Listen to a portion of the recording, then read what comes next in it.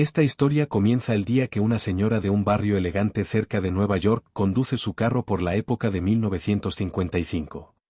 Al llegar a su mansión, la señora da la curva al automóvil para entrar al garaje y ve en el andén de su casa un hombre que por todos los indicios parece ser un pordiosero. Entra a su casa y lo primero que hace después de dejar el auto es llamar al conserje del barrio, que se encargan de estas situaciones antes de comunicarse con la policía.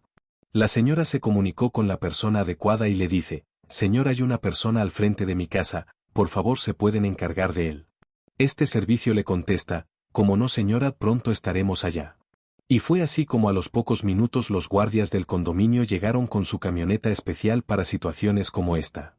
El hombre estaba en condiciones deplorables. Cuando trataron de comunicarse con él, no respondía, pues parece que había olvidado quién era. Su apariencia, con una barba descuidada y un pelo greñoso, daba muy mal aspecto. Pero el señor no presentaba indicios de que fuera una persona agresiva.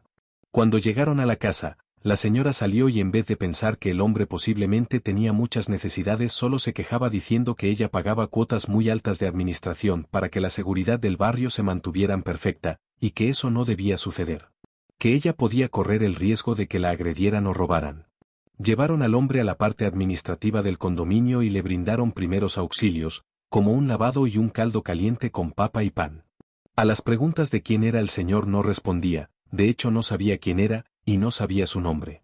Ahí duró un buen rato, hasta que llamaron a los administradores del hogar geriátrico que había en el condominio. Este había sido una donación de una persona muy rica que trabajaba en finca raíz, y dentro de sus trabajos había diseñado ese barrio pensando que fuera un condominio para personas mayores. Contaba con porterías, canchas de golf, canchas de tenis, senderos para caminar y una vegetación muy rica. Había muchas aves que enriquecen el ambiente. El señor y la administración no dudó en llevarlo al servicio del hogar geriátrico mientras las autoridades investigan quién era. El hogar geriátrico atendía a todas las personas que por una u otra razón no podían defenderse por sí solos. Tenía restaurantes y en muchos de ellos podían pedir la comida a la carta. También tenía servicios de peluquería, gimnasio y un pequeño teatrillo donde presentaba obras de vez en cuando. La gente podía acudir de forma gratuita. La encargada de este hogar geriátrico era una monja con un carácter fuerte y tenía a su cargo novicias que colaboraban en el manejo de los adultos mayores. Cuando llegó el señor, la monja llamó a una de estas novicias, que de hecho era una mujer joven de aproximadamente 35 años, y le comentó que iban a tener un señor del cual no se sabía mucho, mejor no se sabía nada, pero que mientras las autoridades investigan quién era y siguiendo el lineamiento del señor que había donado los terrenos, lo admitirán. Le dieron un cuarto especial para ocasiones como esta. Era un mini apartamento con su baño, cama, closet para guardar ropa y unas ventanas grandes que miraban a los jardines. La novicia Gaby se encargó de él.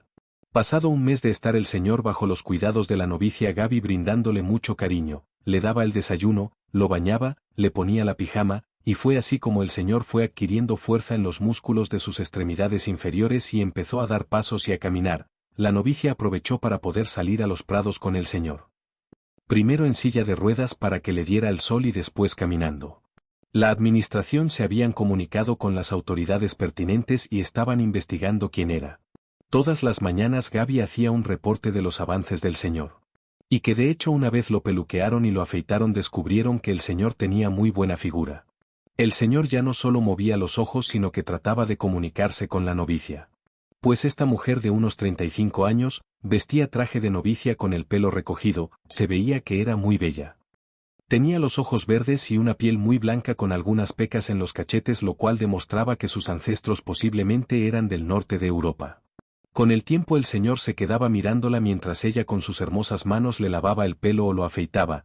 Ella empezó a darse cuenta que existían muestras de cariño que el señor le brindaba, como era cogerle la mano, especialmente cuando salían por los jardines, cuando ella lo ayudaba a levantar de la silla de ruedas.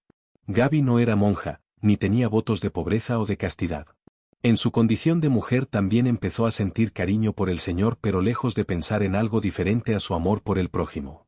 Todas las mañanas en su reporte diario con la monja superior ella comunicaba los avances físicos y psicológicos del personaje. Un día llegó al hogar geriátrico el servicio de seguridad o policía especializada y le comunicó a la madre superior que dada la situación tenían que poner un guardia a la entrada, ya que no sabían quién era.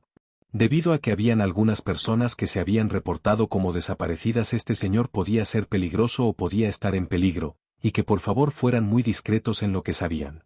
Desde ese día el guardia estaba en la entrada del lugar geriátrico pero no se comunicaba con nadie. Solo prestaba el servicio de seguridad. La Madre Superiora y Gaby quedaron más intrigadas que antes, y con frecuencia le preguntaba a la Madre Superior si sabía algo, ya que entre los dos se había formado un lazo de amistad. Una vez llegó la autoridad y le dijo a la Madre Superior que tenían un indicio y sobre quién era el personaje, pero que no podía decir nada ya que tenían que comprobar.